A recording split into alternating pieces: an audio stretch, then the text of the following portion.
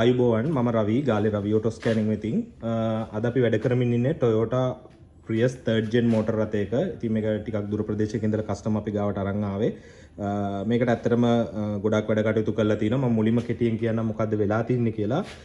කාලයක් තිස්සේ තියලා තිනවා. ඒ කියන්නේ ධාවනය ආරම්භ කළා විශේෂයෙන් එන්ජින් එකට ඇවිල්ලා එන්ජින් එකෙන් low speed එකක දුවනකොට ටිකක් නොක් කරන ගතියක් සහ එයාගේ පොඩි ස්කෑන් ටූල් එකකුත් තියලා තිනවා. එයාට පේනවලු ස්කෑන් ටූල් එකේදී නම්බර් 2 සිලින්ඩර් එක මිස් ෆයර් කවුන්ට් වෙනවා. ඉතින් අර නොක් එක ටිකක් ඇනෝයින්. ඒ කියන්නේ කරදරකාරී නොක් එකක්. අර ඩැම්පර් එක සද්ද වෙනවා. මේක ඔයාලා දන්නවා එන්ජින් එකේ හරි පවර් බැලන්ස් එකක් නැති වුණ හැම අවස්ථාවකදීම මේකේ මැද තියෙන ඩැම්පර් එක අර ඩක කියන වගේ සද්දයක් එක්ක සද්ද වෙනවා. ඉතින් මේකේ තියෙන ලොකු කරදරකාරී දෙයක් ඒක. නමුත් ගොඩක් අය හිතනවා ඒක ඇවිල්ලා ඒ ඩැම්පර් එකෙන් එන ප්‍රශ්නයක් එහෙම කියලා.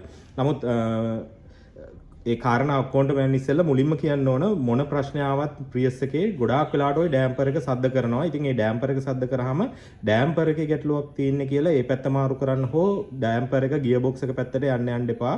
ගොඩක් වෙලාවට වැඩි ප්‍රතිශතයක් මට නම් ඇත්තටම අහුවෙලා නැති තරම් ඒ ඩැම්පර් එක පැත්තට අදාළ ඉෂුස් එන්ජින් ඉලෙක්ට්‍රිකල් පැත්තට අදාළ දෝෂ නිසා තමයි මේ තත්ත්වය ඇති කරන්නේ. ඒකෙන්දි වෙන්නේ සිලින්ඩර් වල හරි පවර් බැලන්ස් එකක්. ඒ කියන්නේ සිලින්ඩර් හතර හරි බැලන්ස් එකකින් පත්තු වෙන්නේ නැති මිස් ෆයර් කරන එකක් හෝ ස්ලයිට්ලි මිස් කරන තත්ත්වයක් නිසා තමයි ඒ වගේ තත්ත්වයක් ඇති වෙන්නේ. ඉතින් දැන් මේකෙදි මේ තත්ත්වය මගහරව ගන්න නොයෙකුත් දේවල් එන්ජින් ටියුන් අප් කරලා තියෙනවා, විවිධ කොටස් මාරු කරලා තියෙනවා. ඔයාලට පේනවා ඇති එන්ජින් මොට් එකකුත් මාරු කරලා තියෙනවා මෙතන.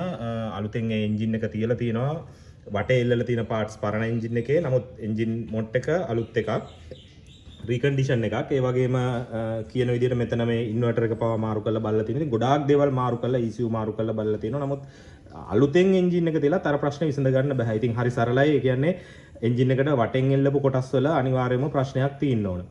ඉතින් දැන් අපි ගාවට ගෙනාවම අපි මුලින්ම කරේ දැන් මේකට ගොඩාක් දේවල් කරලා විසඳ ගන්න බැරි නිසා තමයි අරගෙන ආවේ. අපි ස්කෑන් කරලා data analyze කරලා බැලුවා. data analyze කරලා බැලුවාම අපිට පැහැදිලිව දෝෂ තියෙන දැන් කිහිපයක් හඳුනා ගන්න පුළුවන් වුණා. ඒ දෝෂ ටික විශේෂයෙන්ම air flow sensor, map sensor වගේ sensor වල data වල වෙනස්කම් පෙන්වනවා. ඉතින් ඒවා clean කරලා high කරාම මේ data වල වෙනස්කම් හරි ගියා. සහ data අපේ තියෙන ඕන මට්ටම් වලට යම් මට්ටමකින් පහතට ඇවිල්ලා හොඳ මට්ටමක් වෙනවා. නමුත් තාමත් අපි ටෙස්ට් රන් එක දුවනකොට අර මුලින්ම කම්ප්ලේන් කරපු අර low speed වලදී, ඒ කියන්නේ එන්ජින් එකෙන් ධාවනය ආරම්භ කරලා එන්ජින් එකට ඇවිල්ලා low speed වල pick up කරනකොට වගේ knock එක එනවා. ඉතින් ඒක අපිට පැහැදිලිව පේනවා knock එක එන්නේ EGR එක ඇරෙන වෙලාවට. data ටික analyze කරමින් ගියාම පේනවා EGR එක ඇරෙන වෙලාවට තමයි knock එක එන්නේ. එතකොට පැහැදිලි, ඒ කියන්නේ EGR එක පැත්තෙන් issue එක එනවා. ඉතින් නමුත් EGR මේ උඩ තියෙන electrical valve එක මාරු කරලා බලලා තියෙනවා. EGR clean කරලා තියෙනවා. ඉතින් ඒව කළත් එහෙම එන්නකොට ඒක ප්‍රශ්නයක්. නමුත් අපි දෝෂේ මේ පැත්තටම ගොනු වෙන එක දන්න නිසා දැන් ඩේටාත් එක්ක අපි මේ පැත්තම ගලවලා අවසානයේ අපි බැලුවා මැනුෆෝල්ඩ් එක. ඔයාලා දන්නවා මම මේකේ උඩින් අමුණන්නම් මේ මැනුෆෝල්ඩ් එකේ පින්තූර ටිකක්. මැනුෆෝල්ඩ් එකේ උඩ තියෙනවා මේ EGR එකෙන් ඇතුල් වෙන වායු ප්‍රවාහය මැනුෆෝල්ඩ් එක හරහා එක එක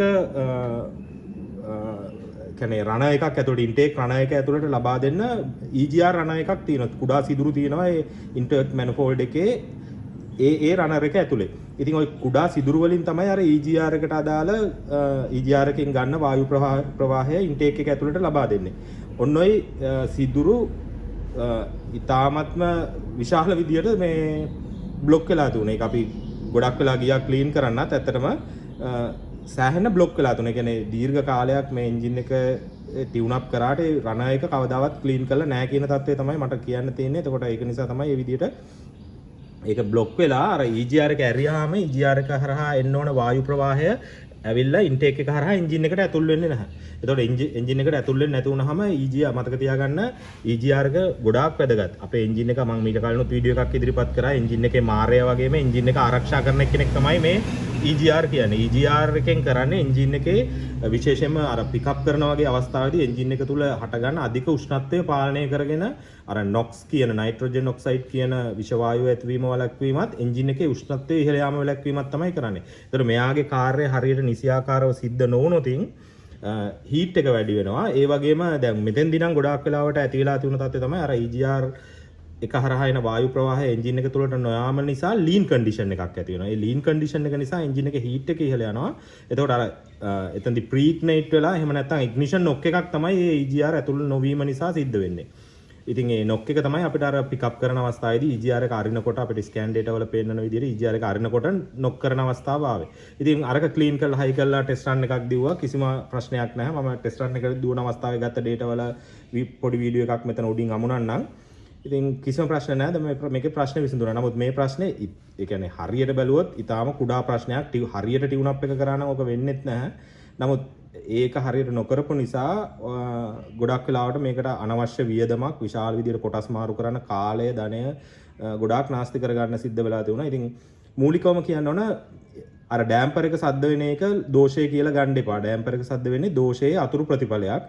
ඩෑම්පර් එක පැත්තේ දෝෂයක් නෙමෙයි. අනිවාර්යයෙන්ම එන්ජින් එකේ පවර් බැලන්ස් එක නැතිවීම. ඒ කියන්නේ සිලින්ඩර් වල දායකත්වය ක්‍රෑන්ක් එකට දෙන දායකත්වයේ යම් අඩුපාඩුවක් සිදු වීම නිසා තමයි හරියට බැලන්ස් එක එන්ජින් එක කරකවන්නේ නැහැ. එතකොට එතනින් ඇතිවෙන ভাইබ්‍රේෂන් එක නිසා තමයි ඩෑම්පර් එක සද්ද වෙන්නේ. එතකොට ප්‍රියස් ඇතුළු මේ EFI වාහන බොහොමයක මැකැනිකල් දෝෂ නිසා නෙවෙයි ওই වගේ තත්ත්වයක් නැති වෙන්නේ. ගොඩාක් දුරට ඉලෙක්ට්‍රිකල් පැත්ත සහ එන්ජින් ටියුන් අප් එක. හරි සෙටින්ග්ස් වල එන්ජින් එකේ ඉන්ධන දහනය සිදු කරන්නේ නැති නිසා තමයි ඕක වෙන්නේ. ඉතින් මේක ඉලෙක්ට්‍රිකල් පැත්ත ගැන විශේෂම ස්කෑන් කරලා ඩේටා ඇනලයිස් කරලා බලන්න පුළුවන් දැනුමක් තියෙන කෙනෙක්ට ඕක ඉක්මනින් හඳුනා ගන්න පුළුවන් සහ සරලව විසඳන්න පුළුවන් කාලය මුදල් නාස්ති කරගන්න අවශ්‍ය වෙන්නේ නැහැ. ඉතින් ඒක නිසා ඔයාලා නිතරම මතක තියාගන්න වාහනේ ලෙඩක් ආපු ගමන් කලබල වෙලා අර රෝග ලක්ෂණ වලට ප්‍රතිකාර කරන්න යන්න එපා. රෝගේ නිදාණය හොයලා තමයි ප්‍රතිකාර කරන්න ඕනේ. ඒ කියන්නේ ඩැම්පර් එක සද්ද වෙන එක, ভাইබ්‍රේෂන්, ඒ වගේ දේවල් වලට නෙවෙයි. ඒක ඇති කරන තැන හොයලයි ප්‍රතිකාරය කරන්න ඕනේ. ඒ වගේම ඩේටා ඇනලයිස් කරලා බලන එක ඉතාම වැදගත්. මොකද අපිට අතරමං වෙන්නේ නැතුව විවිධ වැරදි කොටස් මාරු කරලා නිකරුණේ සල්ලි නාස්ති කරන්නේ නැතුව සහ කාලය නාස්ති කරගන්න නැතුව ඉක්මනින් ඩේටා ඇනලයිස් කරලා දෝෂය එන්නේ මෙතනින් කියන එක රූල් අවුට් කරගෙන අපිට ඒක විසඳ ගන්න පුළුවන්. එතකොට දැන් මේකෙදි අද අපි ඒක කරා අපිට වැඩි වෙලාවක් අතර මේකට ගියෙත් නැහැ. අර මැනිෆෝල්ඩ් එක ගලවලා සුද්ධ කරන්න ගියපු වෙලාව විතරයි ගියේ. ඩයග්නොස් එකෙන් ඉක්මනින් හඳුනා ගන්න පුළුවන් වුණා. ඉතින් බොහොම ස්තුතියි නරඹුවට. ඔයාලා දැනුවත් කරන්න තමයි මේ වීඩියෝ එක ඉදිරිපත් කරේ.